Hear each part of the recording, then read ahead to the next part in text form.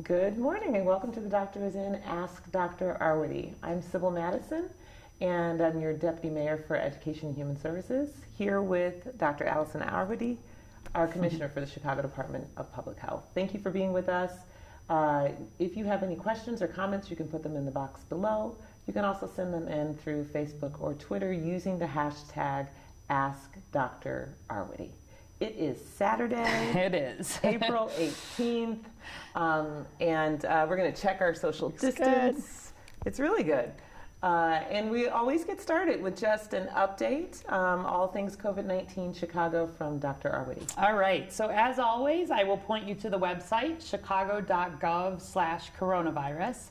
All kinds of things on there, but right up at the top, we've got our latest data tab, and every day that gets updated, sometimes multiple times a day. So, for example, yesterday we updated the maps for Chicago, showing our case counts and our case rates. There's testing data up there with geography and numbers. There's lots of details about what our hospital capacity system is looking like, and then of course there's the data that's describing both lab confirmed cases as well as the deaths that we're seeing in Chicago.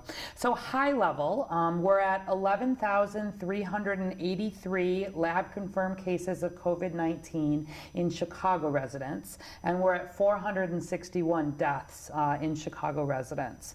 That's an increase of 662 cases and 41 deaths since yesterday. And let's just put that in perspective again, because that's a lot of people.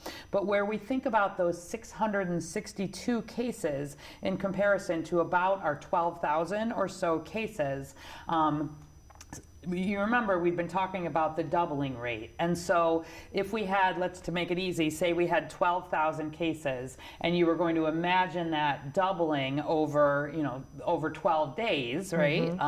Which is sort of what we're seeing, you'd be adding about 1,000 cases a day, right? Over 12 days. So where we are actually adding less than 1,000 cases, here 662, we know that we are doing even better than our 12-day doubling rate. So I know that can be a little confusing, and we'll be updating that, sort of flattening the curve really regularly, weekly, I believe, as well.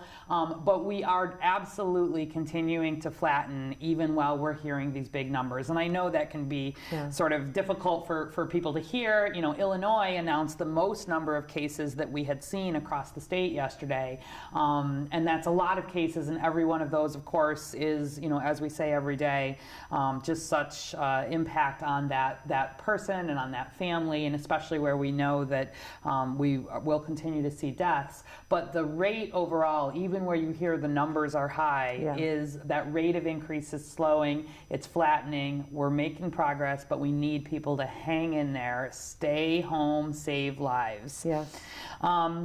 So the 11,383 cases in Chicago are among 27,575 in Illinois, and the 461 deaths in Chicago are among 1,134 in Illinois.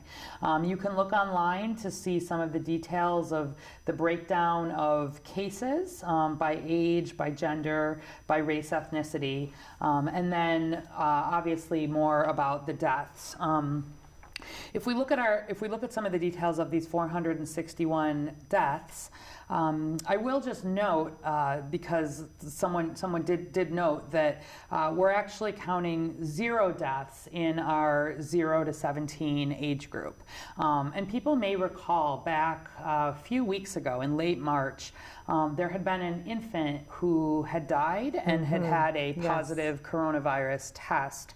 But there was an investigation into that. A big investigation, because it is so unusual to have a child or an infant die of COVID, that even from the outset we said, really, we want to do a full investigation here. And so obviously been working with the family, such a sad case, really, and just hearts really go out to that family, working with the pediatrician, with the medical medical examiner's office, who does do the final determination around cause of death, and working with the CDC. They have something called the mortality unit, where they have a lot of pathologists, which are the special doctors that can look at cases and look under the microscope at tissue or rerun samples. And I want you to know that the final determination for this case will be made by the medical examiner, and that is still pending because there are still some samples that are being sort of rechecked and relooked at the CDC, because of course everybody wants to make sure that the investigation is fully done.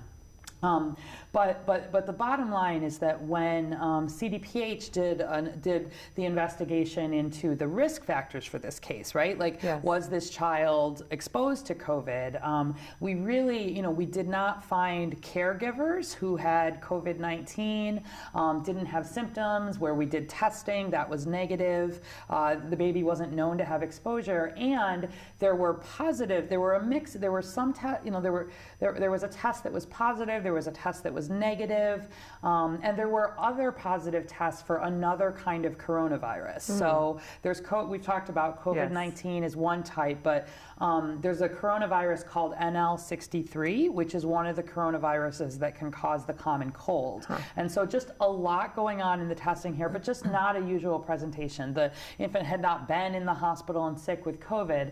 And again, we'll wait for that formal medical examiner's determination before we make a formal determination or a formal announcement about it.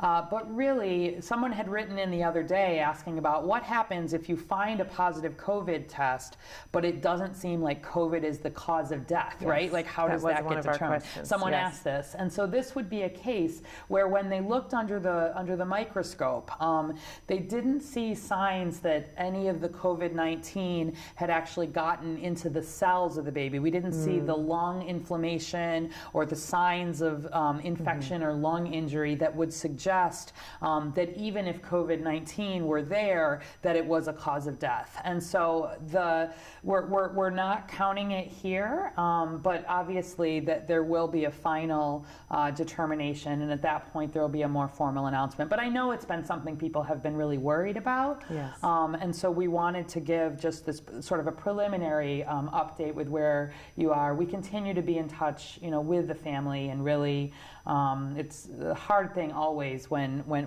a child dies, obviously. Yes. And I think, especially with some of the uncertainty, around this at a time where there's such heightened. It's not just that family, but I know a lot of other families with yes. young children worry too. So yeah. And I recall right after the announcement, yeah. a lot of families actually were going to the emergency room. That's right. Because they were so concerned. Because they were so concerned. We don't want people, because of hearing about this case, thinking, I need to bring my baby to get a test. I need to, do anything different than I normally would. And so wanted to share some of that preliminary information, and we'll give a more formal update once everything is complete. But we will count it as a case because even though there are some uncertainties, we count as a case anyone who is detected to have COVID-19, even if they're entirely asymptomatic, right? Even if they don't have symptoms. If we have a test, we'll count it, therefore, as a case. But based on what we know now, we won't actually count it as a death because it's not believed to be the cause of death. So more to come down the line, but I hope that's reassuring news for people. It just remains so unusual to have severe cases or deaths in young children. Yeah, which is why at a national level there's been involvement in this investigation. That's right, an ongoing investigation. Other than that, I'll just note, if we look at our male-female breakdown of deaths and some of the other things related to age, so even though we've had 0 deaths in that 0 to 17 age group, with that one caveat that we're still under investigation, there have been 3 deaths in the 18 to 29 group, and that's about 0.6%, so less than 1% of our deaths. But we have had some deaths in those 2 youngest deciles. We've had 11 deaths, which would be 2.4% of the deaths in the 30 to 39 group, 33 in the 40 to 49 group, 59 in the 50 to 59 group, and then we really see that jump in the 60 to 69 in the over 70. So I'll remind you that about 18% of Chicago's population is over the age of 60. So a little bit less than 1 in 5 of us are over the age of 60. We've had a total of 77% of the deaths have been in people over the age of 60. And if you go even further, 8% of Chicago's population is over the age of 70. So they would be included in the 18% that are over 60. 8% over 70, but 59% of our deaths have been in people over 70. So again, just highlighting that both the age and the underlying conditions are really important where we think about the risk factors for severe illness and death. 91% of our cases who have died at this point are known to have underlying chronic conditions. So that's, again, most commonly the diabetes, the cardiovascular disease, which is the heart and lung disease, including hypertension. So again, nothing very dissimilar from what we're seeing around the world. Men are dying more than women. That's also similar to what's been seen around the world. About just over 60% of our deaths have been in men as compared to about 40% in women. And if we look at our race ethnicity data, of the 461 deaths, there's 18 that are still under some investigation there. So we pull 4% out. But around 59-60% of the deaths still have been in African Americans, whereas we know only about 30% of the population is. About 16% have been in white, non-Latinx or Hispanic. About 15% have been in Latinx at this point. About 4% in Asian. So we watch that every single day. Next week we'll be giving some updates about the race equity work and some of what's happening there. But just encourage you, if you're interested in really understanding the data we see every day, we update it every single day online. All right.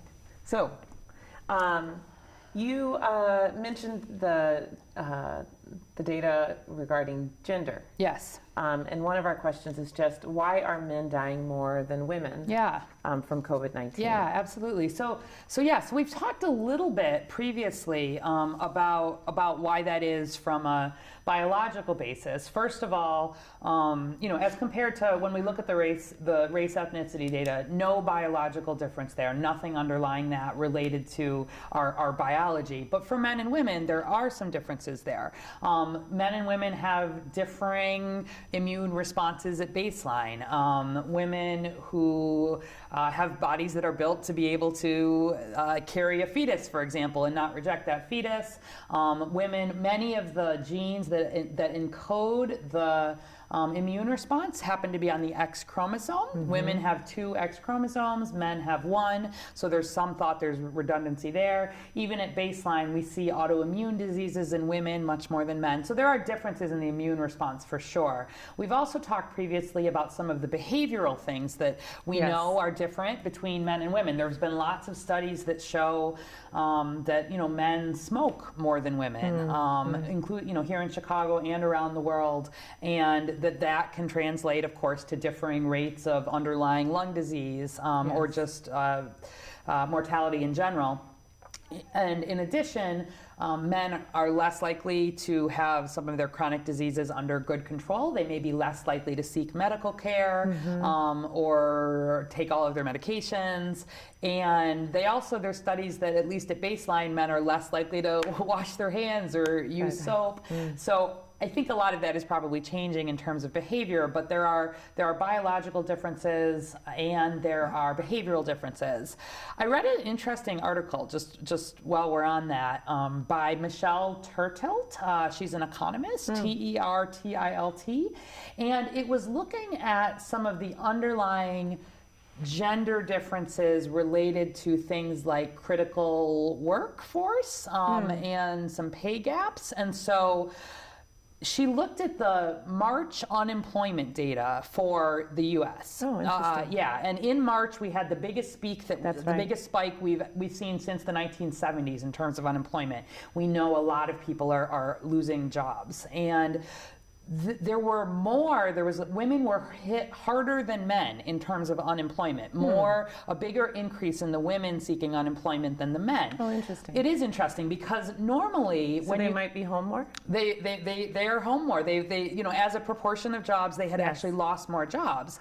And so normally where you think about economic upswings and downturns, men tend to be more affected because men work more in things like construction jobs and manufacturing jobs that tend to rise and go up and go down with how the economy is doing. But here, what has actually mattered is who is considered critical and how likely is it that you have a telework job. Yes. And so what they did is the team led by this economist said they looked at what are considered critical jobs. Yes.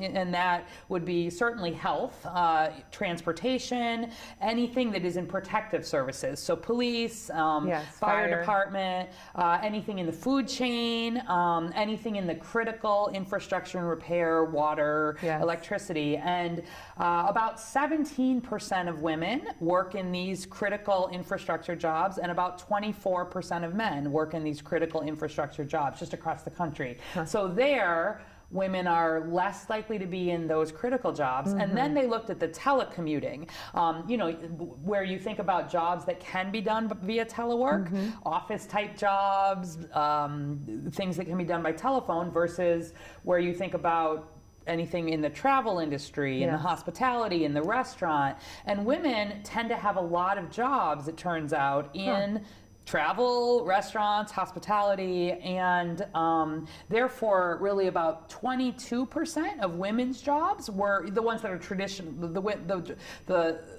They looked overall at how many women versus how many men work in these categories, and 22% of women were in jobs that would be considered probably able to be a telecommute, as compared to 28% of men telecommute. So all of this really said that women overall are actually getting hit harder from this unemployment piece as well.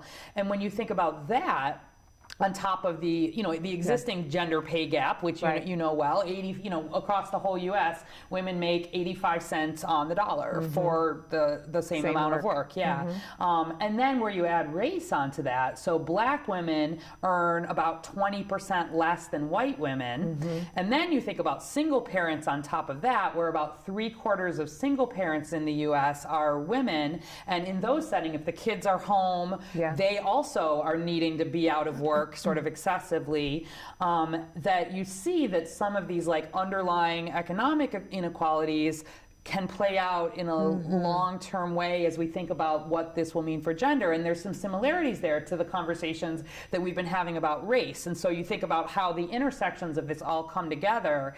It's going to be really, I think, important for us as a city and as a country to be recognizing some of these underlying inequities and disparities. And then what does it mean to say that women or people who are in lower economic jobs to start with, and you're layering race on top of this, what does that mean long term? Which jobs are likely to come back sooner? What do we do as a city and as a country to think about people who, just by virtue of the way our society is set up, whether that's fair or not, are likely to bear the brunt of this long term? So anyway, I just encourage you. Just a small example.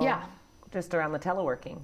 Who tends to have a job where you can telework. Who tends to have a job where you can telework. And I think we get interesting questions from time to time about what do we think is going to happen long term, like how will this change? And I think it's pretty clear we're going to see big changes in terms of teleworking, probably long term in general, and that has the potential to be helpful for women who may be more likely to be balancing childcare and work and family, or you think about where there have been role reversals, where maybe the woman is a nurse or a doctor in a hospital, and maybe the man is home taking care of the kids.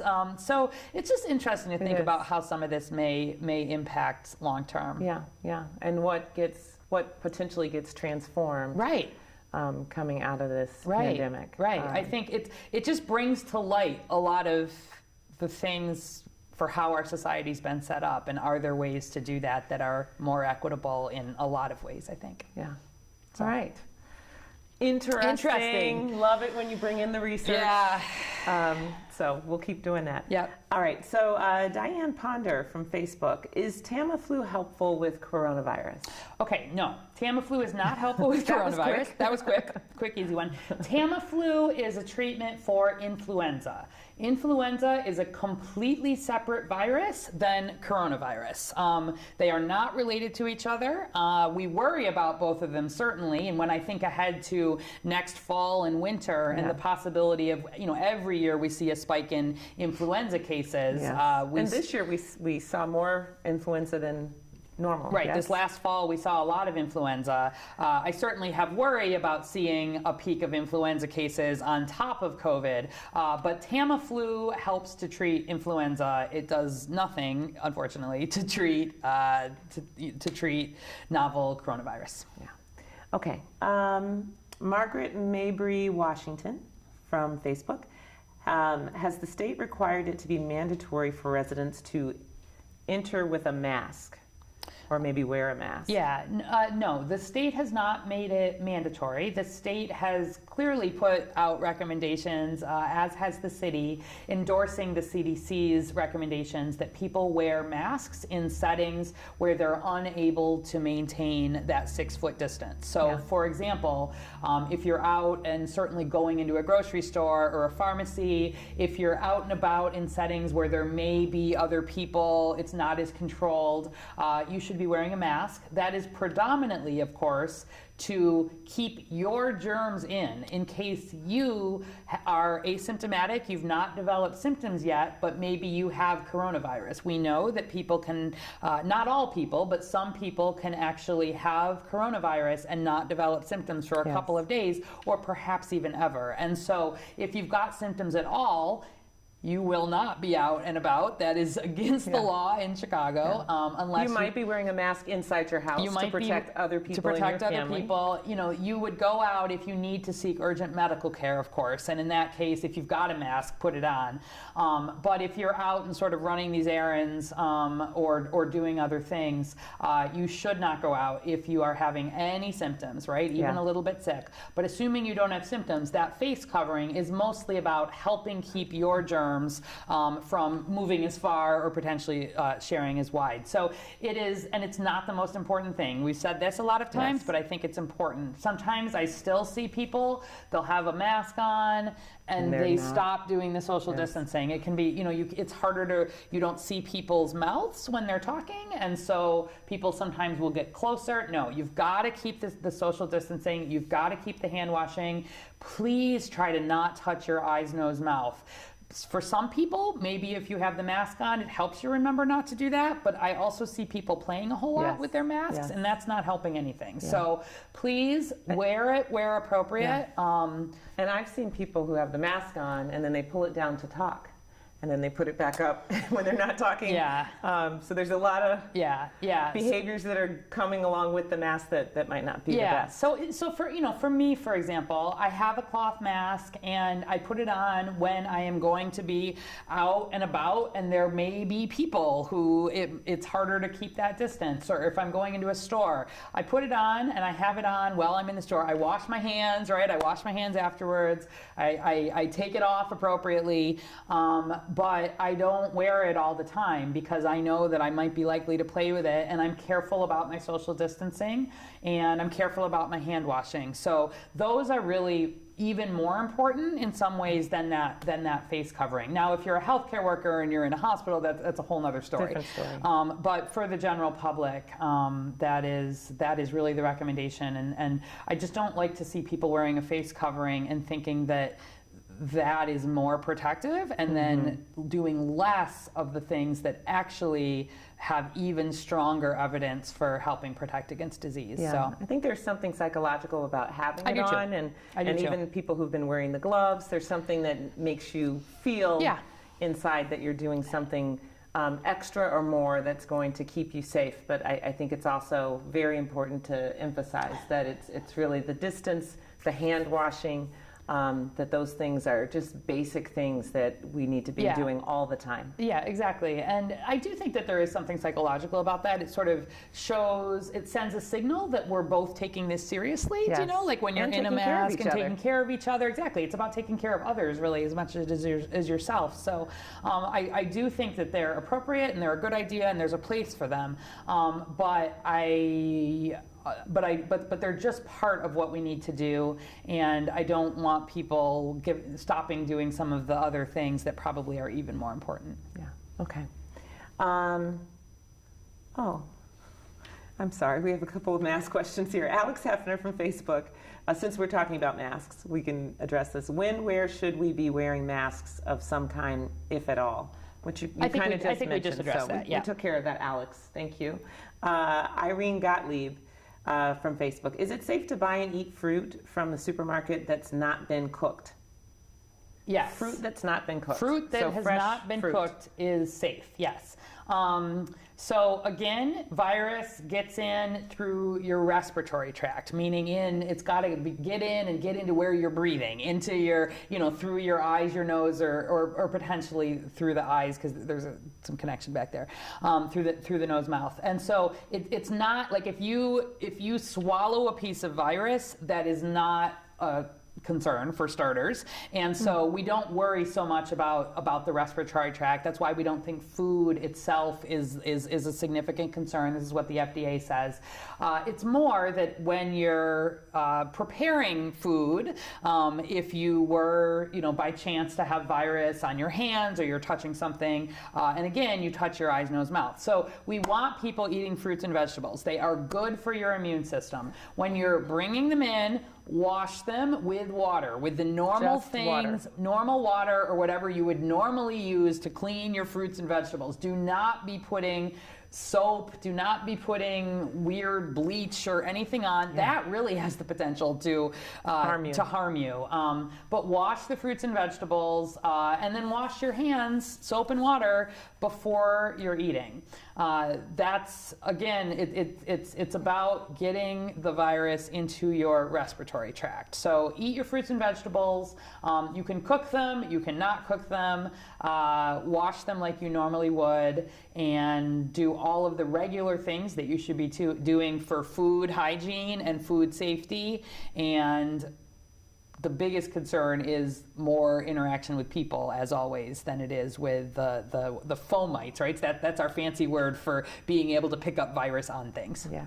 Okay. Here's a question from our camera crew. Okay. They've been sending us questions lately. When someone smokes and they blow their smoke into the air, can I get COVID through the smoke? Okay. So the smoke itself is not the problem. It's interesting. I had somebody ask me the other day, when I'm outside, should I just imagine that everybody's smoking? And I said, oh, interesting. In terms of keeping a distance, imagining that they're all smoking, and where might I see their smoke move? And I was like, if you find that a helpful way to think about keeping a distance, I think that could be a way to think about it for people. Yeah. Even as we think, there's been a lot of conversation about these aerosols, right? Where again, people are coughing or sneezing or singing or loud talking, and you are putting out droplets of virus, and those droplets, by and large, settle down onto whatever there is. It's why we want to cover our coughs and our sneezes, and not go out when we're sick. But there is, there's that in the area right around, there can be some aerosolized, it's called aerosols of virus, that can be in the air, up to a few hours. And so one of the reasons why we talk about keeping this distance is it's really, again, you think about where there's concern here, it's being within 6 feet and really more than 10 minutes within 6 feet. Because it's not just, one virus particle is probably not enough, right, to actually infect you. Like, you need a certain amount of exposure to the virus, and that's one of the things that's under study to understand where the concern is. So I don't have concern, honestly, like about being in the room with where somebody may have been with COVID, Right. or like you're walking by or on the walking sidewalk. by somebody. It's really not the primary concern. It is this close contact. That's when we do these contact investigations. That's really what we see. It's the people who live together, who work very closely together, where we tend to see the spread of infection by and large. And so, I think if it's helpful for you to think about people smoking and things coming out of their mouth, right? Like where you're within a close distance of someone and you're smelling their cigarette smoke, that could be the frame where if there were aerosols from virus, that would be in place. Is it possible that if someone had COVID-19 and they were a smoker and they exhaled from smoking, that the aerosol lives would be in that but I mean, in the same way that, when you cough or, you're sort of expelling your air, if you Something's will, coming, and that will have if it has virus, that will also have virus in it. And so, in the same way, we wouldn't want anybody who's sick out and smoking, right? Yes. I mean, the smoking is there's nothing different about the cigarette smoke, I guess is my point. That Yes. it's more that the air itself is coming out potentially with virus in it. Yes. And again, not the biggest concern. But if it helps you to think about people smoking and sort of staying away from people in a way that you wouldn't, Right. smell their Right. cigarette smoke, that could be a way to think about it. Yeah, just how we use this to think about it. Exactly. Got it. Okay. At CBEF on Twitter, when does McCormick Place open for COVID-19 patients and what level of care will be provided there? And a related question, Monica Ingram, if the curve is flattening, do we need to continue putting resources into McCormick Place? Okay, great. Yeah, good questions. So McCormick Place is open and does have some patients at it right now. It opened earlier this week. It is designed for low acuity patients. And what that means when we say acuity, it means how sick somebody is. So a high acuity patient means they're really acutely ill, meaning they're like in the ICU, for example. Anybody who is seriously ill from COVID, we want to keep them in what's called an acute care hospital, a regular hospital, where there are a lot of resources and ICU specialists and all of the respiratory technicians and the different levels of oxygenation and the ICU and the ventilators, machinery, observation. We really want the sickest people in the hospital. McCormick Place was really built, first of all, because where we go back 3 weeks or so, and we were seeing that rapid rate of increase. We were seeing cases doubling every 2 days or every 3 days. If that had continued, we would have overwhelmed our health system by now. Yeah. Absolutely no doubt about it. We talked the other day, right? We would have seen, even if it had been a every 3 day doubling, forget every 2 day, Yes. we would have been at more than 64,000 cases. We would have been at more than 2,000 deaths. And the mayor, a few weeks ago was talking about models that were really suggesting the potential of 40,000 admissions for COVID, really just over the next few months. We're not going to see that, which is excellent news. Thank goodness. Thank goodness. Why are we not going to see that? Because you've been staying at home. Exactly. Because that curve has been flattened. And so it would be the best news in the world if we don't need to use McCormick Place. Yes. And I think it's looking likely that we are not going to need to use the bulk of McCormick Place. Yes, it's open. We wanted to make sure that we have the processes in place, and we're wanting to, again, we are a long way from done with this here, Yes. to be perfectly frank. And we want to make sure that we are maintaining resources there so that we don't get caught behind. The goal is always to stay ahead of this. So even as we look ahead to when we do start opening and we do start relaxing some of these measures, we will be keeping a very close eye on what happens with our cases, on what happens in the healthcare system. Also, as you think about it, hospitals will start be getting back to some of their more normal business. Right. They've all put on hold things like elective surgeries, Yes. things like any medical care that sort of could be put off has been put off. Yes. And as some of that comes back on, for example, right now, if you look at the data closely, you'll see we have more ICU beds than we did even a few weeks ago. Those are just because the hospitals have turned some of their pediatric ICU beds, expanded their capacity, or their neurologic ICU beds, or so there'll be a process of kind of pulling that back, taking some of the operating rooms that have been not operating right now for these less urgent cases and the spaces that you would use to take care of those patients. As that starts to back off, right, you lose some capacity, you start treating some other things. So this is going to be a little bit of a delicate balance for some time to come. And we absolutely will maintain some capacity there at McCormick Place so that we are ready. But I think depending what happens, these next few weeks, we're open, we're going to follow what's there. We want to make sure we've got all the protocols in place and we know how to safely take care of patients. That's all been going well. Will we sort of mothball some of it? I think we will probably. I hope we will. In terms of being able to say, we've got it, it's ready to go, we can put it back up again if we need it, but we'll maintain, I'm sure, some capacity there with different levels to be able to take care of some patients depending what's happening. Maybe we won't staff it, for example, moving forward. Maybe we'll think about how do we make sure we maintain some capacity, we stay ahead. The last thing anybody wants to see is overwhelm of our healthcare system, and we saw that in other countries, and goodness, we've seen it in New York even. And we're still, we're flattening, but we're on the upward curve, and we want to stay ahead. So I am so pleased and thankful to the Army Corps of Engineers, to the amazing folks that have come in on a clinical level, DuPage Medical Group and others. The state has really worked to make sure that resources are getting in place. The city's used our personal protective equipment. It's been just this amazing collaborative effort. I mean, we went from, I was there, on a day where the first day where we were looking at plans on the floor, 2 weeks later to see that stood up. None too soon, because if we had continued on that trajectory, and of course you can't know 2 weeks ago what that will look like. So McCormick Place is really an amazing, I think, success.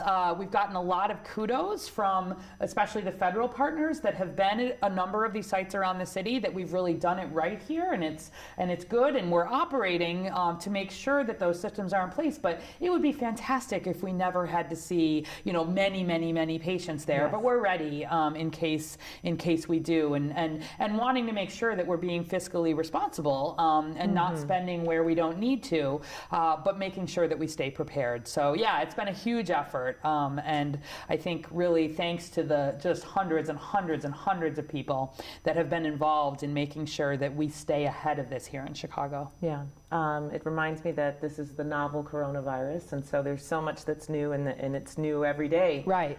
Provides us with some new information and new insights about what we need to do and what's involved. And even, back to that question about the flu a little bit, my other concern is when we get to next winter, if we've not gotten to a vaccine yet, which we probably will not have. And we know every year we have a sort of predictable pandemic related to influenza, and we'll really want to be making sure that people are getting flu shots and protected. But, our hospitals are a lot more full in December and January and February than they are in April and May, even because of flu. And so where we think about COVID on top of that, even at a low level, that will be a concern down the line. So lots of people thinking about health system capacity, but you guys honestly have made everybody in the whole healthcare system and the public health system be breathing a lot easier right now than we were 2 or 3 weeks ago, because we are flattening the curve and we've managed to slow that rate of infection. And we've got to keep it up. We do. Susan Laites from Facebook: if my neighbor is outside openly coughing 25 feet away, can the breeze carry it over and infect me? I would not have a big concern about 25 feet away. This is the Windy City. This is the Windy City. But It is not called the Windy City because of our wind. It is, there's a whole, that's a whole nother story. But yeah, 25 feet away, I really would not have a significant concern. Again, we think about the amount of virus that needs to be exposed. And also just when you're outside in general, we don't have air trapping in the same way. So keep your 25-foot distance if you see somebody coughing. That is a good plan. But no, I wouldn't have major concern for that. No need to run away from the breeze. No need to run away from the breeze. You can't do it anyway. So, if people are coughing, having that mask on is a good practice. But, yesterday I was talking to my brother, and my nephews were having a snowball fight because we had that snowball, over the fence, like with the neighbors next door, like in a way that they couldn't be in touch over the fence. Cute. And, social distancing snowball fights are fine. Like saying hello to your neighbor from, across at a long distance, not a problem. Just keep that distance and really not having close contact with people outside the home is the most important thing. All right. Donna Sayre, should we take vitamin C, 500 milligrams, zinc, and I think D3, vitamin D, to build up our immunity? Yeah, so we've talked about this a few times. None of that is going to hurt you. Those are all normal doses of vitamins, and so there are plenty of people who take those every day anyway, especially vitamin D. There's a lot of people in Chicago who are low on vitamin D at baseline.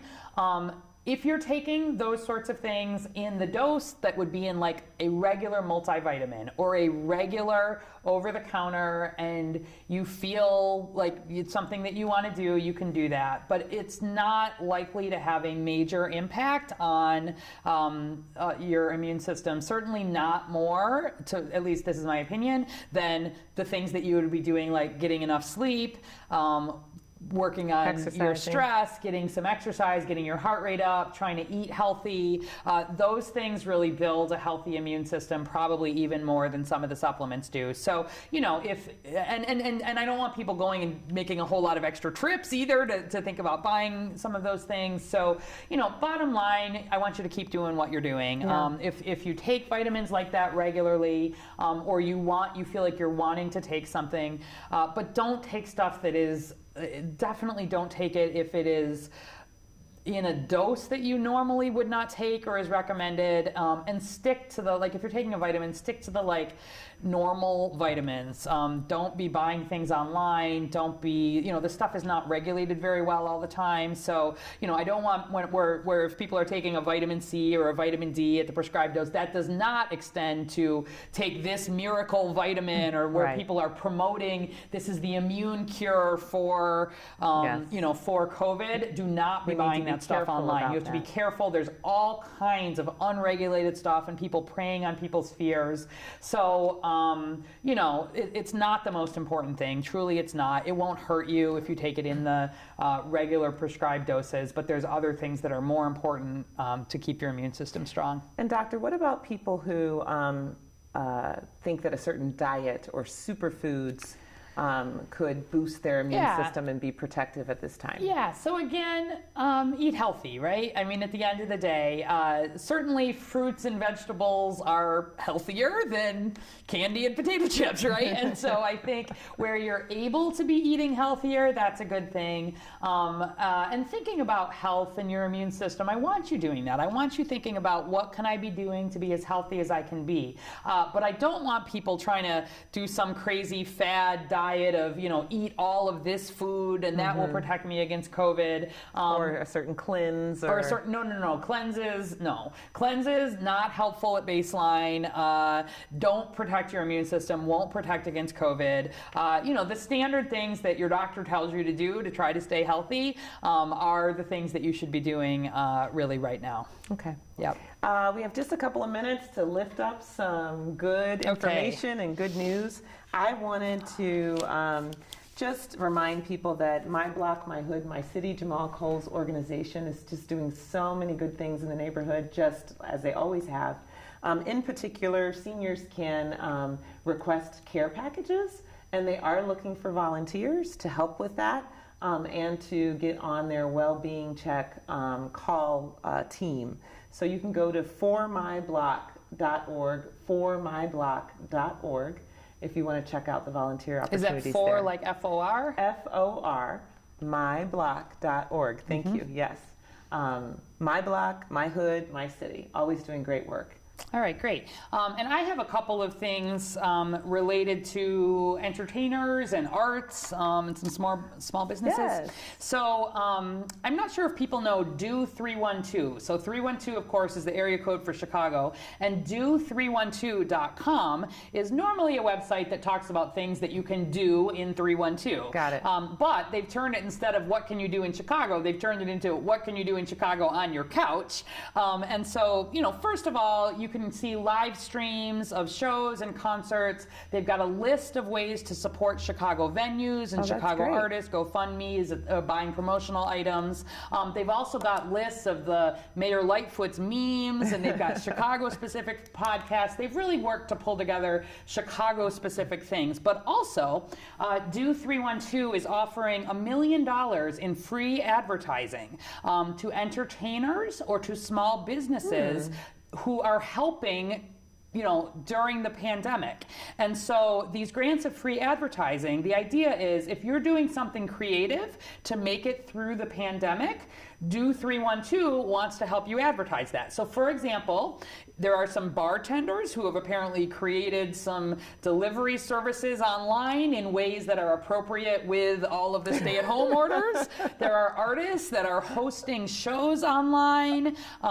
There are obviously a number of businesses that are thinking about how to make it through this, and especially where we think about arts and entertainment, and it may be a while before we can get to that in a regular way. We're seeing some theater companies that are doing online readings of plays, so all kinds of good things. And so you can apply for the advertising grant if you just go to do312.com and fill the form out. And so just a nice place to see some things that are going on in Chicago. And if you are an entertainer or have a small business and are doing something creative, a way to help promote that. So I thought that one was nice. And then we'll pull up the picture at the end.